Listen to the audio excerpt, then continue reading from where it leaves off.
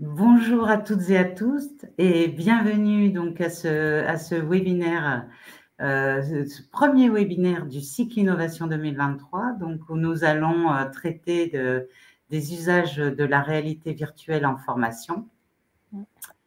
Peut-être passer à la suivante, voilà. Donc, je suis Isabelle Desmarais, chef de projet professionnalisation au C2RP, et je suis accompagnée aujourd'hui de Florence Demaison et Sébastien Gandhi de Spidernet. Donc, je les laisserai se présenter tout à l'heure. Peut-être avant de démarrer, quelques consignes techniques. Donc, en bas de votre écran, au centre, vous avez un certain nombre de pictos, dont le picto plein écran. Donc voilà, si vous souhaitez avoir un visuel plus important lors de la présentation, n'hésitez pas à l'utiliser. Toujours en bas, mais donc plus à droite, vous avez un picto question, voilà, que vous pouvez utiliser d'ores et déjà et tout au long du webinaire. Nous aurons un temps d'échange à la fin de la présentation et donc au cours duquel nous répondrons à toutes les questions qui seraient restées en suspens après la présentation. Vous avez également un picto sondage, et là, que nous utiliserons donc, tout à l'heure. Vous pouvez d'ores et déjà télécharger la présentation, donc en cliquant normalement sur le petit nuage en haut à droite de votre écran. Et également, donc à la suite du webinaire, vous recevrez donc un mail qui comprendra les liens vers le replay du webinaire, ainsi qu'un lien vers un petit questionnaire de satisfaction en ligne. Avant également de commencer, quelques mots sur le C2RP pour ceux qui ne connaissent peu ou pas encore. Donc, le C2RP, c'est le Carrefour Hauts-de-France. Nous sommes financés et présidés alternativement par l'État et la région. Actuellement, nous sommes en présidence État. Nous sommes également administrés avec les partenaires sociaux et nous sommes membres du CREFOP pour lequel nous assurons le secrétariat technique et nous sommes membres du réseau des Carrefour-F. Comme vous le savez peut-être, donc il y a un Carrefour-F par région et donc nous regroupons au sein d'une association, le réseau des Carrefour-F, le RCO, et dans laquelle nous développons un certain nombre d'outils qui sont après diffusés nationalement et utilisés par l'ensemble des membres Carrefour-F. Nous avons donc 4 missions identiques avec après des spécificités par région. Au niveau du C2RP, nous avons 4 grandes missions. Une première mission d'observation, donc nous mettons à votre disposition un certain nombre de données que nous recueillons auprès des grands fournisseurs de données publiques et nous les transformons pour étudier tout ce qui est relation emploi-formation et nous apportons donc un appui technique aux instances régionales. Nous avons une mission d'information donc auprès de l'ensemble des professionnels. Vous retrouverez sur notre site un certain nombre d'outils pour vous accompagner dans le cadre de vos pratiques et également, vous avez toute l'information, toute l'actualité qui est traitée en interne et que nous mettrons à votre disposition à la fois sur le site, à la fois sur le portail de veille documentaire et par le biais de nos newsletters. La troisième mission, donc, c'est la mission d'accompagnement, puisque, outre les webinaires comme ceux d'aujourd'hui, nous mettons à votre disposition sur le site un ensemble de ressources où vous retrouvez à la fois des replays, mais des podcasts, vous retrouvez des documents, des dossiers de référence et puis des paroles d'experts également. Et puis, la dernière mission, c'est la collecte de l'offre de formation. C'est peut-être par ce biais que vous nous connaissez le mieux, puisque nous mettons à la disposition l'ensemble de l'offre de formation professionnelle, toutes voies de formation confondues, donc y compris l'apprentissage. Et après, nous consolidons donc l'ensemble des systèmes d'information. Voilà, sur les missions, je ne serai pas plus longue. Pour arriver donc aujourd'hui à cette présentation du cycle innovation pédagogique donc de cette année, nous avons choisi donc un nouveau programme puisque qui fait suite à puisqu'on est déjà à la 3e année du cycle innovation pédagogique. Nous avions vu en 2021 les usages fondamentaux du numérique en formation. Donc là, nous avions abordé un certain nombre de thèmes comme le langage pédago-numérique, les plateformes LMS, le blending learning, les neurosciences, des méthodes pédagogiques innovantes. Donc ça, c'était sur l'année 2021. Et en 2022, le second cycle avait porté plus particulièrement sur la digitalisation de la formation, et puis dans lequel 3 grands axes avaient été explorés. On avait exploré l'évolution du métier de formateur, les effets de la formation à distance et les nouveaux espaces d'apprentissage. Donc là, vous pouvez retrouver tous ces cycles et ces webinaires sur notre site. Peut-être où je vous mettrai le lien tout à l'heure parce que vous allez tout retrouver sur une même page. Là, sur cette année, donc on arrive troisième épisode, on va dire, de notre cycle. Le cycle va comporter 7 webinaires. Alors, tous d'1 heure, donc ce sera des mardis de 12h15 à 13h15, et dans lequel nous vous proposons de continuer à explorer 2 thèmes en particulier. Donc, le premier thème sur les usages des outils numériques. Donc, vous les voyez à l'écran. Donc, outre celui d'aujourd'hui, donc sur les usages de la réalité virtuelle en formation, on verra en octobre comment concevoir une vidéo mobile. Et en novembre, donc, on aura 3 webinaires. Le premier sur l'intégration du storytelling en formation, un second sur la réalisation de podcasts et le troisième sur les intelligences artificielles génératives en formation. Donc, on verra les solutions, les usages possibles de l'IA aujourd'hui, donc en formation. Le deuxième thème du cycle de cette année, donc là, on va porter sur les nouveaux métiers de la formation. Et on fera 2 focus. Un premier focus donc le 21 octobre prochain, qui permettra de découvrir le métier de Learning Success Manager. Et le 21 novembre, on refera un point sur le formateur 2.0 et les évolutions du métier et tout ce qui concerne l'animation de formation digitalisée. Voilà, je vais vous mettre donc un lien dans le chat vous allez retrouver sur une même page l'ensemble des 7 webinaires. Voilà, je vous la colle. Voilà, vous allez normalement le lien s'est affiché dans l'onglet questions. Et puis donc vous retrouverez donc l'ensemble du programme et les liens vers chaque webinaire pour vous y inscrire si vous le souhaitez. On va passer donc à notre présentation d'aujourd'hui sur l'initiation aux usages de la réalité virtuelle en formation.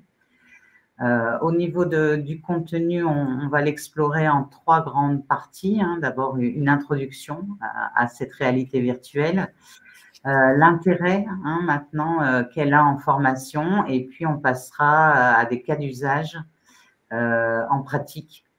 Voilà, qui vous permettront de visualiser et de se rendre compte concrètement de son utilisation. Donc, je vais passer la parole donc à Florence et à Sébastien pour notre échange de ce jour. Eh ben, merci beaucoup Isabelle. Bonjour à tous et bienvenue dans ce premier webinaire. On est vraiment très content avec Sébastien de pouvoir un petit peu introduire ce nouveau cycle et de démarrer par un sujet qui nous tient particulièrement à cœur chez SpeederNet, qui est la réalité virtuelle. Alors pour commencer, je vais me permettre de me présenter. Donc je suis Florence Demaison, je suis chef de projet et ingénieur conseil chez SpeederNet. Donc ça veut dire que j'accompagne les entreprises dans leurs projets de formation, qu'ils soient présentiels, distanciels, hybrides. Et donc je traite de pas mal de modalités, y compris la VR. Voilà, et c'est pour ça que je suis là aujourd'hui, pour vous parler de ça. Avec mon regard pédago, pour préciser. Merci Florence. Bonjour à toutes et à tous. Pour ma part, Sébastien Gandy. Je suis responsable du pôle solutions immersives chez SpeederNet, poste que j'occupe depuis un peu plus de 3 ans maintenant, bientôt 4 d'ailleurs plutôt, après une expérience dans le domaine de la réalité virtuelle qui précède donc bientôt une dizaine d'années dans cette thématique. Voilà. Et aujourd'hui, on va donc vous partager nos connaissances et notre regard qu'on porte aujourd'hui sur ces solutions aux usages de la formation. Hop, une de trop. Voilà, alors j'enchaîne avec un petit tour d'horizon des différentes solutions qu'on retrouve aujourd'hui dans le milieu dit des technologies immersives. Ça permettra qu'on ait tous le même langage pour la suite de la présentation et des échanges. Donc je commence avec la réalité augmentée, donc dit AR, en abréviation anglophone. Donc la réalité augmentée consiste à venir superposer des éléments virtuels dans un environnement réel, à partir de dispositifs de type casque ou bien de tablettes ou de téléphone. La majorité du temps, c'est ces 3 périphériques-là qu'on retrouve pour cette technologie-là. Alors, l'intérêt de la réalité augmentée, c'est de pouvoir accompagner l'apprenant au plus près de son poste de travail en améliorant ses conditions de mise en pratique, puisque le but est de le guider dans l'étape de réalisation opérationnelle de la tâche en question.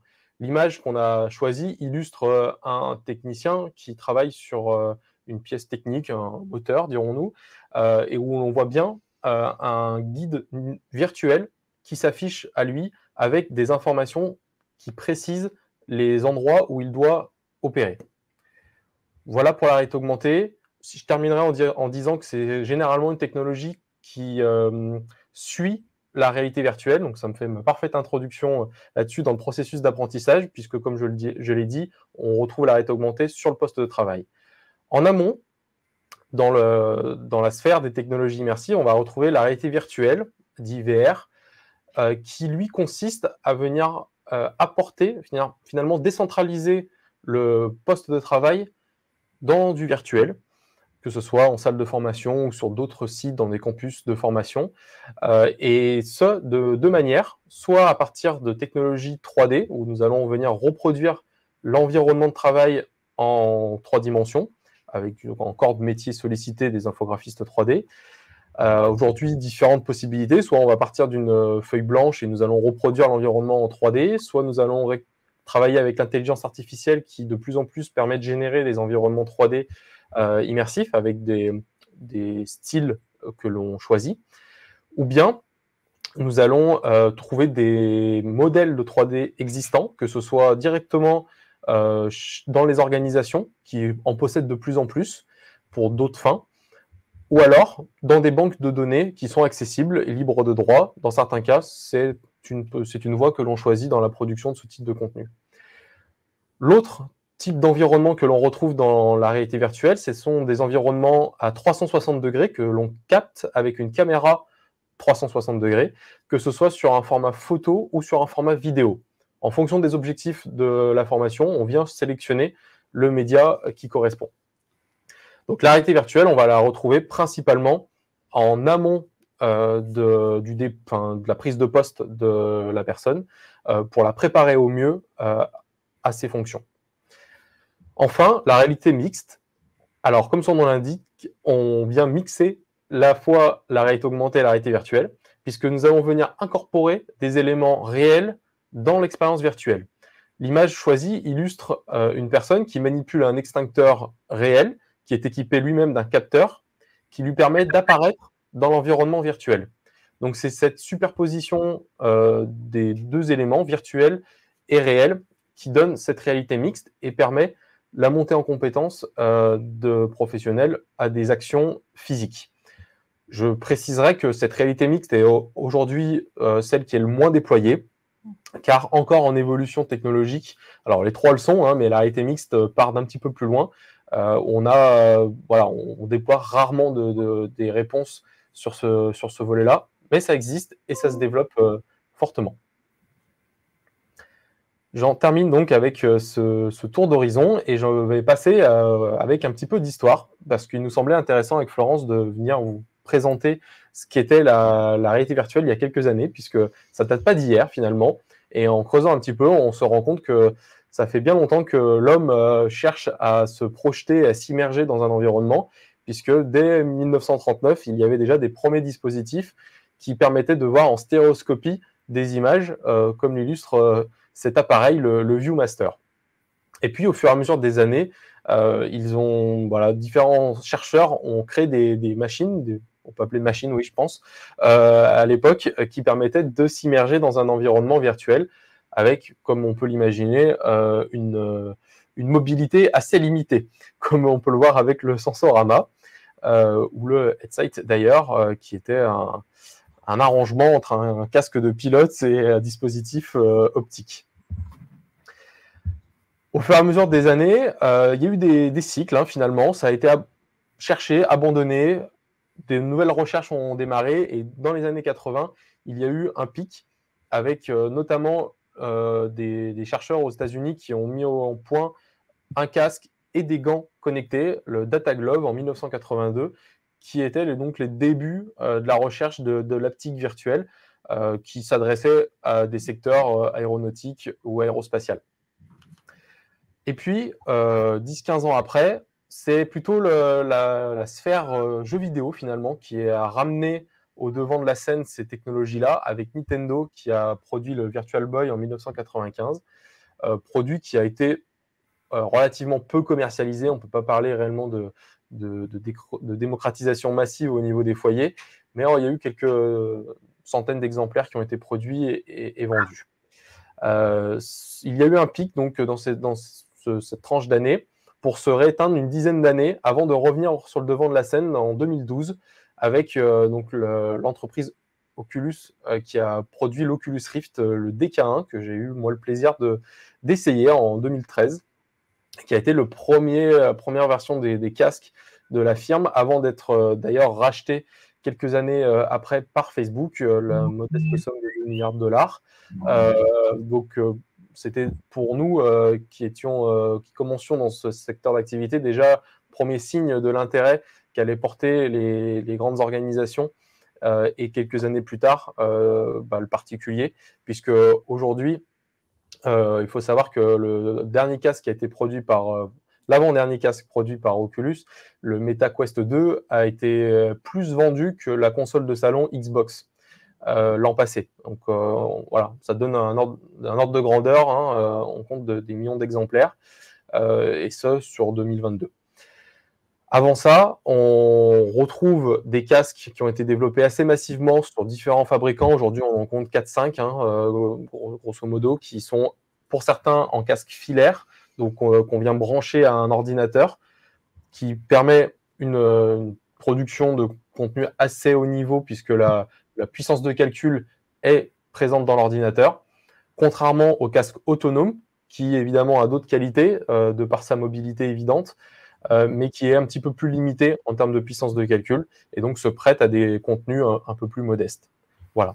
Et puis je terminerai sur ce fameux terme que nous avons tous entendu l'an passé, le métaverse, qui finalement, pour nous, est une continuité de ces évolutions de monde virtuel, avec une consolidation de différentes technologies qui vont permettre de former ces fameux métaverses, ces mondes virtuels dans lesquels nous pourront interagir demain. Il y a pas mal de choses qui se font actuellement. Nous avons nous-mêmes produit un MOOC ces derniers mois qui portait sur l'usage de la réalité virtuelle en formation dans un univers collaboratif et virtuel. Voilà. Et j'en termine avec mon point historique. Je laisse la parole donc à Florence pour la suite. Merci. Effectivement, je pense que ce point était quand même intéressant pour vous donner un petit peu l'état de l'art presque, et puis surtout d'avoir un petit aspect techno et outils avant de rentrer finalement dans cette déclinaison formation. Donc là, on va vraiment s'intéresser à cette notion d'immersive learning qui est associée complètement à la réalité virtuelle. Alors peut-être pour démarrer, on pourrait commencer par une première question.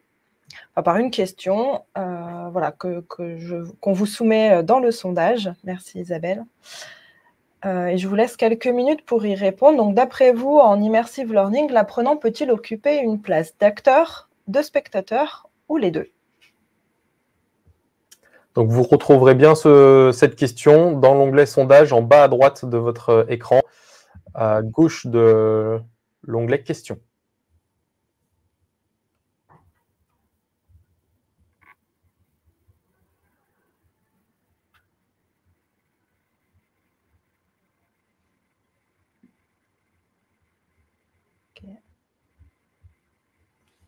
On vous laisse encore quelques secondes pour que chacun puisse répondre. Et Isabelle, je vous laisse juger du bon moment pour clôturer. C'est vrai que donc là, il y a 19 personnes qui ont répondu. Donc, il en manque une petite dizaine. N'hésitez pas.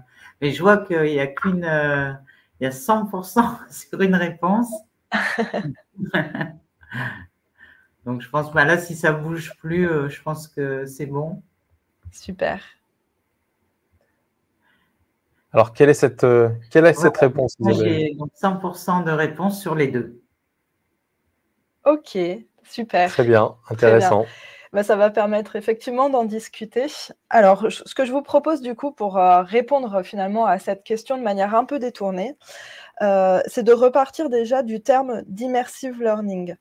Alors, l'immersive learning, bon là, vous avez un peu toute la résultante affichée directement, mais l'immersive learning, ça veut dire la formation immergée, finalement, si on traduit un peu littéralement. Et qu'est-ce que ça veut dire? Ça veut dire que tout simplement, on va se retrouver, c'est l'apprenant qui va se retrouver dans un contexte, dans un environnement, et donc il va vraiment vivre la scène dans laquelle on va le positionner. Ça sous-entend pour nous qu'il peut avoir différents niveaux d'interaction avec l'environnement dans lequel il est. Il peut être aussi bien observateur, comme il peut être effectivement acteur. Mais dans tous les cas, nous, on a tendance à dire que dans tous les cas, il sera, enfin quand je dis acteur, en tout cas, qu'il sera impliqué dans les actions. Mais on a tendance à dire qu'à partir du moment où de toute façon il est dans la scène, il est forcément impliqué quelque part parce qu'il vit la scène, que ce soit un petit peu à distance parce qu'il est en observateur ou qu'il soit en train d'agir et d'influencer sur la scène. Dans tous les cas, quelque part, il reste acteur de là où il est. Tout ça pour vous dire que finalement, pour nous, l'immersive learning, c'est surtout la possibilité de proposer une modalité de formation qui soit très expérientielle. On va vraiment être, encore une fois, complètement immergé dans l'environnement. Donc, on va vraiment vivre les choses. Et puis, surtout, ça va permettre, du coup, en la vivant, de jouer aussi sur les émotions. Ça, c'est quelque chose qu'on entend très peu en formation, pas souvent, parce qu'on va plutôt être dans des logiques d'apprentissage, dans des logiques de transmission, etc. Éventuellement, on va chercher à impliquer en mettant de l'interactivité, etc. Pour autant, d'aller jouer sur ces émotions, que ce soit positif ou négatif, d'ailleurs, ça va vraiment venir influencer la façon dont l'apprenant va s'approprier le sujet et va le ressentir, tout simplement. Donc finalement, quelque part, tout ça, que ce soit le fait qu'on l'immerge, qu'on le fasse vivre les choses, ça lui permet vraiment, la déclinaison qu'on peut avoir automatiquement, c'est de dire qu'on va être dans une mise en pratique. Voilà, quoi qu'il en soit, on va être dans quelque chose de très concret, très opérationnel. Et quand je parle d'opérationnel, alors Sébastien a beaucoup orienté sur des exemples industriels, etc. Mais dans la réalité, on peut avoir aussi cette expérience et cette mise en pratique dans des sujets très, très divers. On va en parler, hein, mais aussi bien du technique que du soft skills ou du management, etc. Voilà un petit peu pour cette introduction. Alors, n'hésitez pas, hein, si vous avez des questions sur tout ce qu'on dit, hein, à nous les poser dans la partie questions, justement. Je vais essayer, pour enchaîner un petit peu, de vous expliquer pour nous quels sont les bénéfices qu'il peut y avoir à avoir cette modalité de réalité virtuelle, avant de parler un peu plus des pratiques et des usages qui viendront dans un second temps. Ce qu'il faut avoir en tête, alors là, c'est vraiment mon profil de conceptrice qui parle, c'est que la réalité virtuelle est une modalité comme une autre. Elle a des intérêts qui peuvent se regrouper avec d'autres modalités, mais elle peut avoir aussi des points de spécificité. Dans tous les cas, donc on l'a évoqué juste avant, hein, mais le fait que l'apprenant soit immergé permet d'avoir vraiment une appropriation de l'apprenant qui fait qu'il va vraiment être sur un niveau de mémorisation de l'information qui est supérieur. Et ça, il y a plusieurs études qui ont été menées sur le sujet et qui sont toutes vraiment raccord et qui font toutes le même constat. La formation en réalité virtuelle, favorise un meilleur ancrage des connaissances. D'un point de vue très pratico-pratique aussi, on peut, dans certains cas de figure, être sur de la réduction des coûts de formation. Et ça, c'est complètement lié au troisième point qui est lié au fait que ça va permettre de faire des formations adaptées aux situations à risque et sur sites sensibles. Dans le sens où, effectivement, aujourd'hui, sans réalité virtuelle, il y a certains contextes de formation qui nécessitent de mettre à disposition du matériel, des installations pédagogiques, qui nécessitent voire d'intervenir directement, quand on reprend les exemples des usines, d'intervenir directement sur la ligne de production, ce qui peut créer des retards ou des défaillances dans la production. Et donc, le fait de le faire de manière virtuelle permet de réduire effectivement ces coûts-là de matériel, etc. Puisque du coup, on va simplement, une fois la conception du produit faite, il n'y a que l'utilisation du casque ou du PC ou de la tablette, ou du support qui aura été choisi, qui va être mobilisé, donc beaucoup plus faiblement. Pour revenir sur cette notion de formation adaptée aux situations à risque et sur site sensible, là, c'est un vrai avantage et pour l'entreprise et pour l'apprenant, c'est qu'il va être dans un contexte sécurisé. Il va se sentir en confiance puisqu'il a le droit à l'erreur. Il va pouvoir essayer, pratiquer, s'entraîner, recommencer. Et même si virtuellement, ça peut lui amener à des conséquences potentiellement dramatiques, ce ne sera que virtuellement. Et donc, du coup, il va pouvoir apprendre par l'erreur et puis recommencer surtout jusqu'à être à l'aise dans cette situation-là avant de passer sur de la mise en pratique réelle. C'est aussi, je vous disais, il se sent en sécurité, c'est aussi de ce côté, il se met dans sa bulle, il va pouvoir être, notamment quand on est sur casque, hein, bien sûr, il va pouvoir vraiment s'entraîner sans la peur de ce qui se passe autour de lui, notamment du regard des autres apprenants. Et là, c'est particulièrement vrai dans des cas, par exemple, quand on fait de l'entraînement à la prise de parole en public. Il va pouvoir vraiment se retrouver face à un faux public ou un public virtuel qui va interagir éventuellement avec lui, etc. Mais le risque est plus limité et donc il va pouvoir se désinhiber et s'entraîner de manière plus aisée. Et puis un autre des bénéfices un peu macro, on va dire, qu'on peut citer, c'est que c'est une modalité, comme je vous disais, c'est une modalité comme une autre et il y a plein de variantes possibles dans son usage, on le verra juste après, et notamment on peut l'utiliser aussi bien en présentiel qu'en distanciel. Pour aller un petit peu plus loin sur l'intérêt pour les apprenants, je pense qu'il y a aussi ce côté, justement, on a parlé de l'immersion, on a parlé le côté des animateurs sécuritaires, il y a aussi ce côté un petit peu innovant, un peu motivant, etc., qui va venir se renforcer.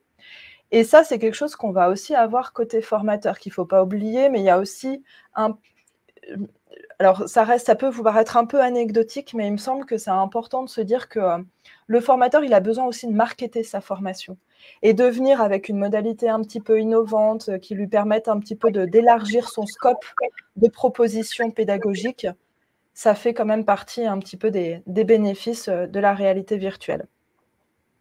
Voilà, je pense que j'ai à peu près dressé le tableau. J'en ai potentiellement oublié parce que ce n'est pas exhaustif, donc n'hésitez pas aussi, si vous avez d'autres idées de bénéfices, à les partager dans l'onglet sondage à nouveau. Voilà. Sinon, ce que je vous propose, s'il n'y a pas plus de réactions, qu'on continue la présentation en parlant de ces fameuses pratiques. Donc, je vous l'ai évoqué, on parlait des pratiques présentielles versus distancielles. Et il y a encore derrière ça une multitude de possibilités. Donc tout ça va être défini bien sûr en phase d'ingénierie de formation, en phase de conception. C'est des choses qu'il faut mûrement réfléchir et la plupart du temps, quand on réfléchit effectivement un peu posément, la solution, enfin en tout cas la pratique pédagogique et l'usage qu'on va trouver va couler de source assez rapidement. En tout cas, alors je vais peut-être pas forcément toutes les lister parce que ça peut être un peu long, mais ce qu'il faut se dire, c'est que on peut utiliser la réalité virtuelle pour un usage en autonomie où chaque apprenant a son propre dispositif. La plupart du temps, on imagine quand on est en présentiel que chacun a son casque, vit une situation, vit l'expérience seule, et après, on peut débriefer en groupe, soit entre pairs, soit avec le formateur. Donc ça nécessite quand même un petit peu de matériel puisqu'il faut disposer d'une salle suffisamment grande, même si l'espace par personne est relativement restreint, mais mine de rien, à force, plus le groupe est grand, plus ça demande d'espace. Et puis, il faut que chacun ait un casque voilà, pour vraiment pouvoir s'immerger dans son univers seul. On peut avoir aussi des expériences collectives. Alors, sans forcément rentrer dans le détail, comme je vous disais, ces expériences collectives, on va avoir… le principe, c'est qu'en tout cas, il y ait une personne qui vit l'expérience, qui interagisse avec l'expérience, et les autres qui soient derrière, soit en ayant la vue sur ce que fait l'autre, donc avec un écran qui retransmet finalement ce que l'apprenant est en train de vivre, soit ils ne le voient pas et au contraire, ils doivent communiquer pour comprendre ce qui se passe et pouvoir lui apporter éventuellement des informations complémentaires qui l'aideraient à résoudre la situation qu'il est en train de vivre. Dans tous les cas, le but, c'est qu'il y ait vraiment cette communication qui s'installe et qu'il y ait une interaction qui crée cet apprentissage collectif. Donc là, on est sur du coup un équipement un peu plus restreint puisqu'on a besoin d'une salle un petit peu plus petite. Enfin, en tout cas, il y a un seul casque, une seule personne avec un casque, après avec ou sans un écran complémentaire et avec quand même un petit peu d'espace pour que le reste du groupe puisse naviguer autour de la personne.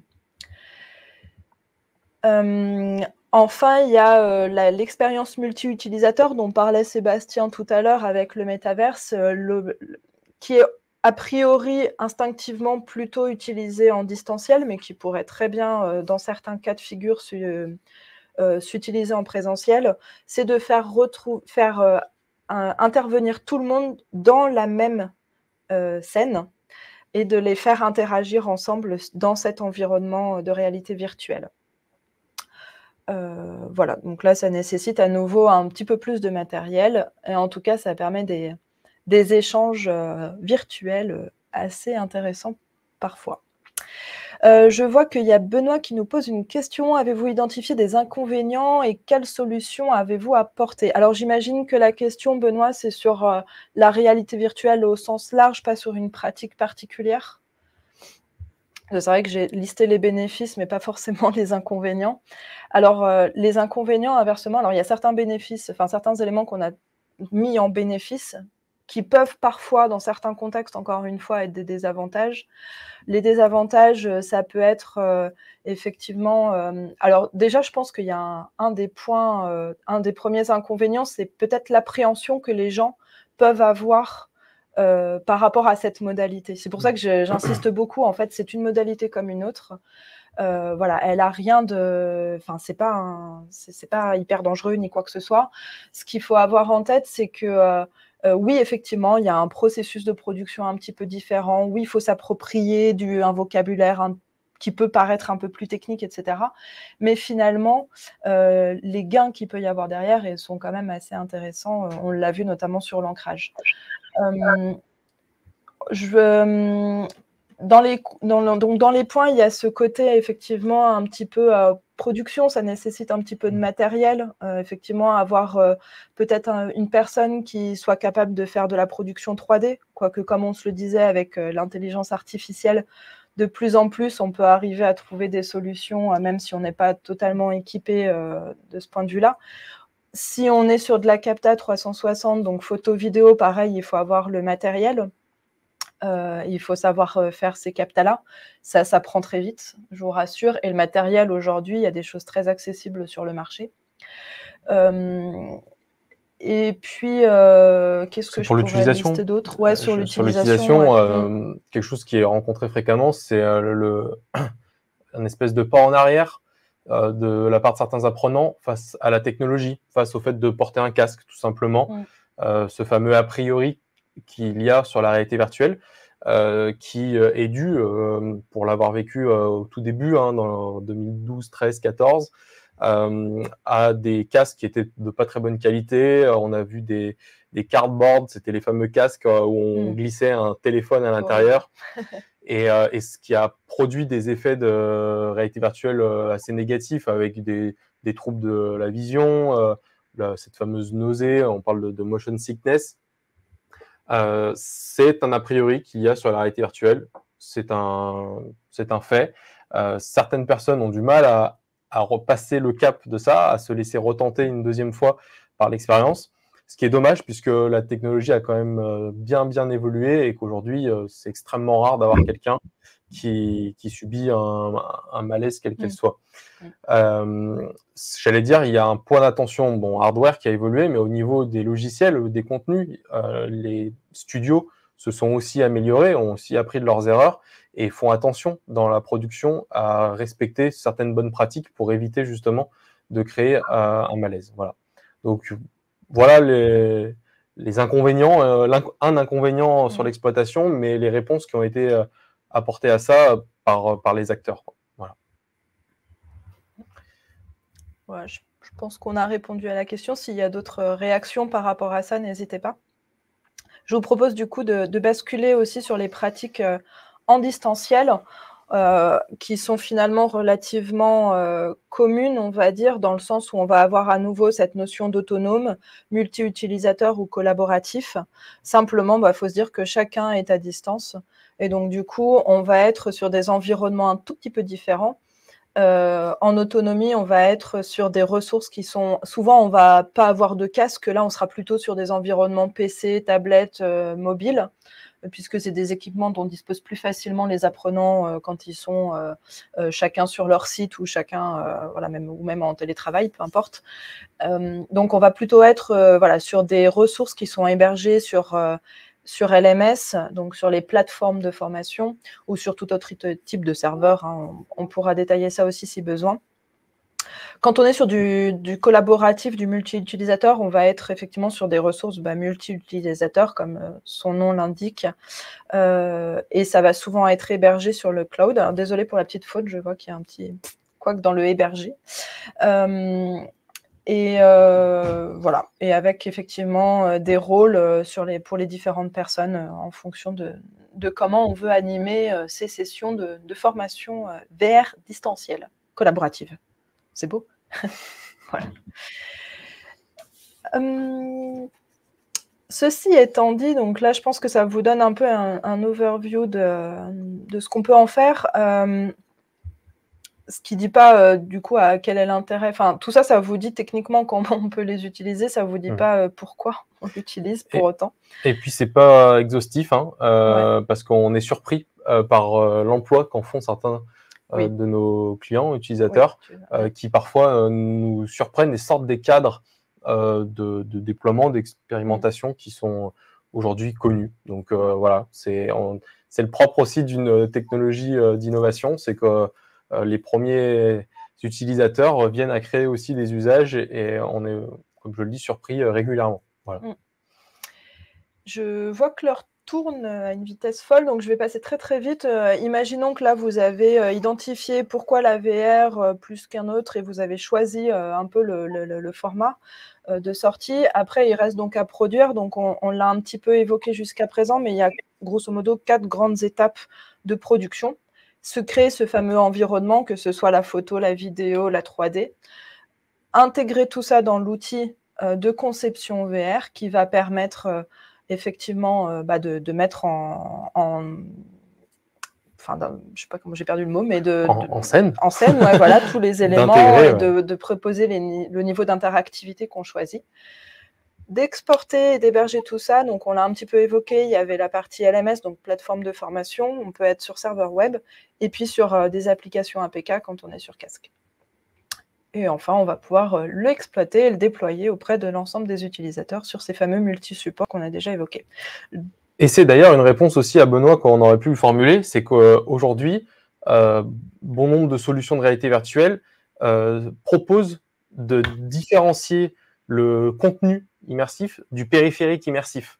Donc on voit là que si on a un frein de porter un casque de réalité virtuelle pour vivre l'expérience, il est aujourd'hui possible de proposer de consommer le contenu sur un autre périphérique qui est traditionnel sur un écran plat. Alors évidemment, l'impact immersif en est réduit, mais ça permet quand même de jouer la ressource de formation en 360 degrés. Voilà. Ouais, merci. Une petite question aussi de Sylvain qui demande combien de temps on peut porter un casque de VR sans ressentir de nuisance visuelle. Alors ça, j'ai un peu envie de répondre. Tout dépend de ce que vous proposez comme expérience. Si vous proposez le grand 8, peut-être 2 minutes. Si vous proposez une expérience voilà, où on est sur du geste métier ou des choses comme ça, ou sur de l'apprentissage, ça peut être beaucoup plus long. En général, nous, on estime, dis-moi Sébastien si je ne dis pas de bêtises, mais que c'est en à peu près une quinzaine de minutes, ce qui de toute façon correspond à peu ou prou au temps d'attention d'un apprenant. Donc, on est sur quelque chose aujourd'hui qui répond totalement aux besoins d'apprentissage. Des formats courts courts et impactants. C'est effectivement ça. Et ce qui d'ailleurs donne c'est un point que je n'ai pas réévoqué, mais encore une fois, dans cette notion de l'AVR est un outil certes, mais aussi une modalité. Aujourd'hui, on va quand même de plus en plus vers du multimodal et le fait de pouvoir expliquer des choses, puis après mettre en pratique par l'AVR et revenir sur des formations, enfin voilà, sur des discours en salle ou des activités en groupe et tout ça, aujourd'hui, ça fait énormément de sens et c'est des choses qui sont très, j'allais dire, et dans l'air du temps, mais aussi qui montrent que ça porte ses fruits, quoi. Voilà.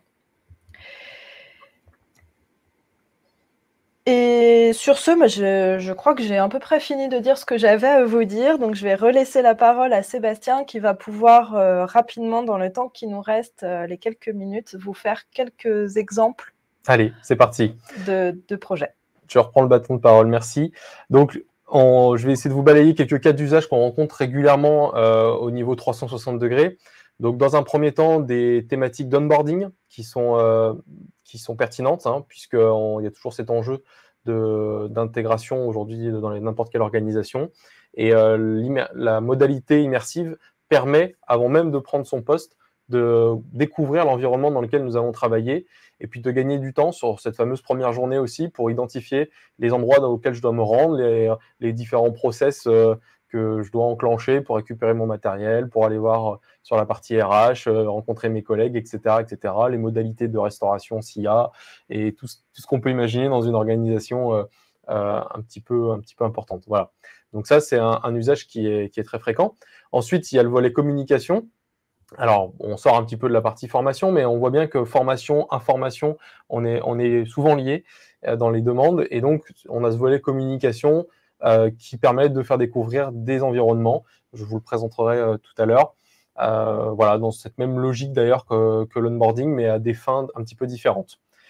Ensuite, on a les volets techniques qui, là, permettent sur un public donc de techniciens de venir découvrir des process de travail dans des milieux industriels, avec là, un scénario, on le verra tout à l'heure, sur une pose de fibre chez notre partenaire Orange. Et puis enfin, le volet soft skills, où là, on va être plutôt sur des logiques conversationnelles, puisque nous allons nous retrouver face à une situation, en l'occurrence d'entretien. Alors là, c'est un entretien pour des élèves avocats face à un client qui se rend au cabinet voilà, suite à avoir reçu un courrier assez alarmant. Mais on peut imaginer tout type d'entretien managérial, RH, etc., etc. Je vais vous partager tout de suite mon écran pour vous présenter quelques expériences. Alors,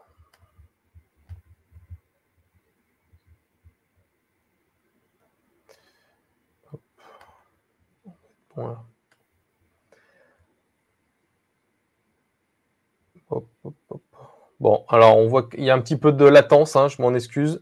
Vous pouvez quand même percevoir sur cette vidéo donc, le côté immersif qu'on a à l'intérieur de l'environnement technique, qui suit une scène vidéo 360 degrés, où nous allons avoir donc des techniciens qui vont mettre en œuvre un système de pompe pour évacuer l'eau, en l'occurrence, qui se trouve dans le souterrain, où ils vont devoir intervenir pour travailler sur la fibre. Voilà.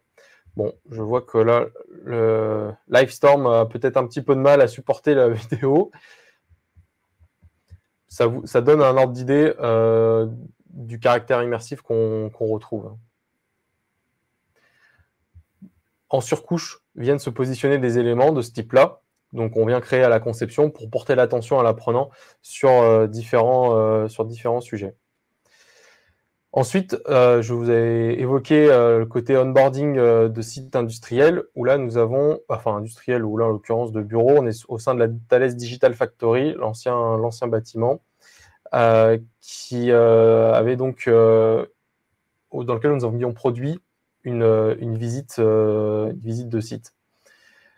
Bon, je vois que la latence, Isabelle, vous me confirmez que pour vous, il y a une latence aussi? Oui, la vidéo n'est pas fluide, comme elle était tout à l'heure. Tout à l'heure, ça a fonctionné. Eh bien, nous allons revenir à la partie 3D. Ce n'est pas grave, je vous remontrerai une vidéo tout à l'heure. Je vais passer au volet 3D.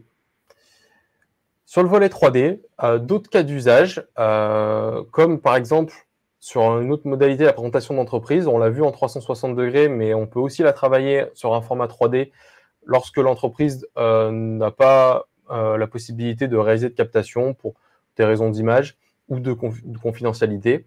Là, nous allons pouvoir travailler aussi sur des logiques 3D. Nous avons tout ce qui est sur le volet technique, qui peut se travailler également sur ce volet-là, qui permet, en plus de la 360 degrés, d'amener du mouvement et de l'animation dans les objets qui se trouvent à l'intérieur de la scène. Là, sur cette expérience qu'on présente sur cette vignette, en bas à gauche, nous avons le cas d'un laboratoire pour une université que nous avons donc numérisé, reproduit en 3D, et dans lequel les étudiants peuvent réaliser des protocoles de tests d'expérimentation chimique. Voilà. Donc, il y a des bénéfices qui sont tirés à ça, notamment en termes de remplissage. Le taux de remplissage du laboratoire était à son maximum, et il y avait pourtant un besoin d'apporter davantage d'apprenants dans l'environnement. Donc, le choix du digital a été fait. Je vois en haut à droite l'expérience Serious Game Management. Donc là, un environnement 3D très onirique qui a été produit pour un grand groupe français pour aborder des sujets managériaux. Et c'était assez intéressant de voir que la gamification des personnages qu'on voit en arrière-plan n'a pas empêché d'aborder des thématiques d'humains, finalement bien réelles. Et enfin, un cas de maintenance industrielle, donc sur un produit où nous avons, c'est assez intéressant puisque nous avons travaillé à l'intégration du modèle 3D. Je vais essayer de vous partager cette nouvelle vidéo en espérant que ceci fonctionne correctement. Hop.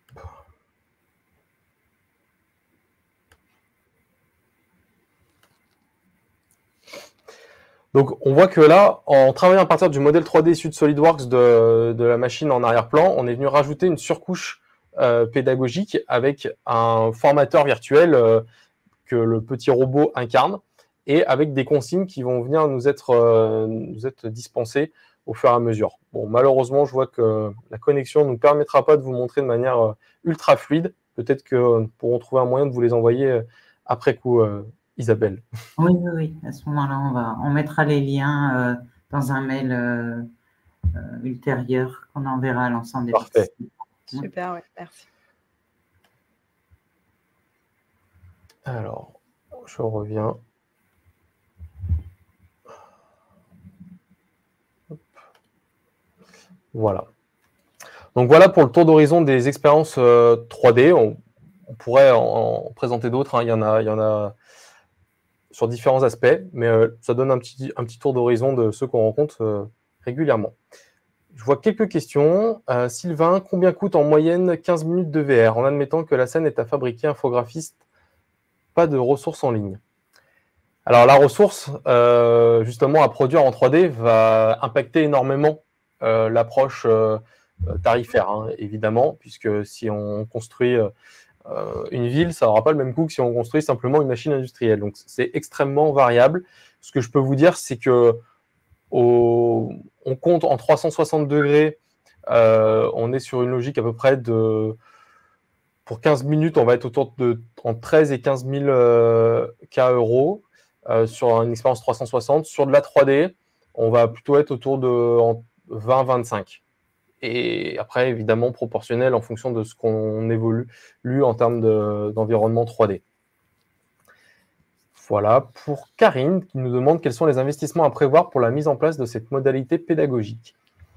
Alors, les investissements, il y a l'investissement d'un point de vue création du contenu et puis un investissement d'un point de vue exploitation du contenu. Sur la création, tout dépend si vous souhaitez être autonome dans cette réalisation. Si c'est le cas, il va falloir vous équiper d'un outil de création de contenu de réalité virtuelle et puis peut-être d'une caméra également, une caméra 360 si vous voulez travailler sur cette modalité 360 degrés. Et sur la partie exploitation, eh bien, nous allons préconiser évidemment des casques de réalité virtuelle pour maximiser l'expérience immersive. Mais vous allez aussi pouvoir réfléchir à des dispositifs 2D, puisqu'on le disait tout à l'heure, ça fonctionne aujourd'hui très bien également sur des tablettes, des tableaux de bord interactifs, par exemple. On en a installé hier chez un partenaire qui va mixer justement ces éléments de diffusion, à la fois sur des tableaux de bord en collectif, mais aussi tableau blanc, pardon, pas de tableau de bord, et puis sur des casques de réalité virtuelle. Voilà. Eh bien, je vais laisser la parole à Florence pour terminer. Ouais, merci. Du coup, on vous a dit pas mal de choses. Nous, il y avait quand même un point qu'on voulait finalement, s'il y a bien quelque chose qu'on voulait que vous reteniez de tout ce qu'on s'est dit, c'est tout simplement d'arriver à se projeter sur ce qu'on veut faire à l'apprenant. C'est quoi le niveau d'implication, puisqu'on l'a vu, dans tous les cas, il est acteur, mais jusqu'à quel point? Et ça, c'est quelque chose voilà, qu'on voulait un petit peu conclure par ça. Finalement, on peut lui donner un petit peu 3 niveaux d'implication. Je suis dans la scène, je la vis, je l'observe, mais je ne fais que regarder ce qui se passe autour de moi. Je suis observateur uniquement. Je suis toujours dans la scène, je la vis, je l'observe, et je vois des choses autour de moi et je peux interagir avec. Ça va être notamment, tiens, je vois qu'à tel endroit, il y a un bouton, je vais aller cliquer dessus. J'ai une fenêtre pop-up qui s'ouvre et qui me propose du texte explicatif sur ce fameux bouton. Ça va être, je vais chercher des indices à certains endroits où on me demande de travailler notamment ce qu'on appelle les chasses au risque. Je vais aller identifier dans la scène X endroits qui méritent notre attention parce que la scène n'est pas conforme aux règles de sécurité du site, par exemple. Voilà, donc là, j'interagis, mais je n'influence pas. Et puis enfin, le dernier niveau d'implication, où là, non seulement j'interagis avec la scène, mais en plus, ça influence le scénario. Donc, en fonction de mes choix, de mes décisions, derrière, il va se passer des choses différentes. Donc, on parle de scénario à embranchement. Voilà, c'était un petit peu ce point-là qui nous paraissait être un petit peu fondamental dans la réflexion qu'on peut mener, et pour vous montrer finalement tout le panel des choses à prendre en considération entre les pratiques, les usages, le niveau d'interaction. C'est finalement les 3 points qu'on a vus ensemble aujourd'hui et qui vont créer toute cette diversité et de tout cet intérêt de la réalité virtuelle comme modalité et outil de formation. Voilà, on arrive du coup à la fin. Je crois, sauf erreur de ma part, qu'on a répondu à toutes les questions qui ont été posées jusqu'à présent. Donc, n'hésitez pas, si vous en reste, on a encore 5 minutes pour échanger ensemble. Donc, n'hésitez pas.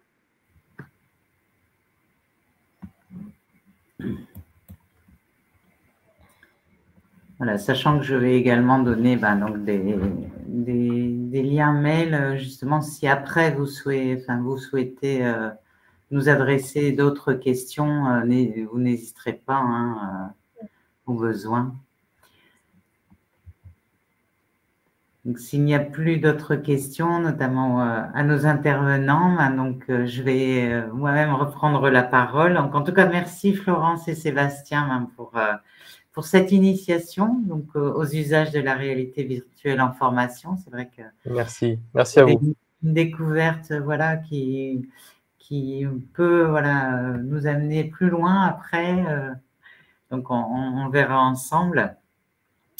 Voilà, donc comme je vous indiquais sinon au début du webinaire, vous allez recevoir là très rapidement un mail avec les liens du replay du webinaire et un lien vers un questionnaire de satisfaction en ligne. Donc, je vous remercie d'y consacrer quelques minutes puisque vous pourrez nous indiquer les thèmes que vous souhaiteriez aborder, soit ensuite, soit en approfondissement de notre webinaire d'aujourd'hui, mais également, voilà, si vous avez un autre sujet que vous aimeriez voir abordé et être traité, notamment dans la programmation 2024. Voilà, pour terminer et puis donc rester en contact avec le C2RP, je vous propose, si vous ne l'êtes pas déjà, de vous abonner à nos 2 newsletters, le C2 Actu et l'Info Hebdo. Et puis de nous suivre sur les réseaux sociaux. Je vais également vous mettre dans l'onglet questions le lien pour retrouver toutes nos prochaines sessions de professionnalisation. Voilà, je pense que c'est apparu. En ce qui concerne plus particulièrement les organismes de formation et les acteurs de la formation, nous avons donc certaines prochaines dates qui pourront vous intéresser. Le 26 octobre, nous avons un webinaire sur Calliope, répondre aux critères handicap et intégrer la démarche de progrès que nous allons réaliser donc avec la GFIP et la RHF. Le 10 novembre, nous avons une conférence débat avec Philippe Pierre sur le renouveau de l'engagement en formation et les nouvelles formes d'attractivité de l'offre. N'hésitez pas à vous y inscrire. Nous avons également donc un cycle sur les métiers. Donc là, nous allons voir, c'est le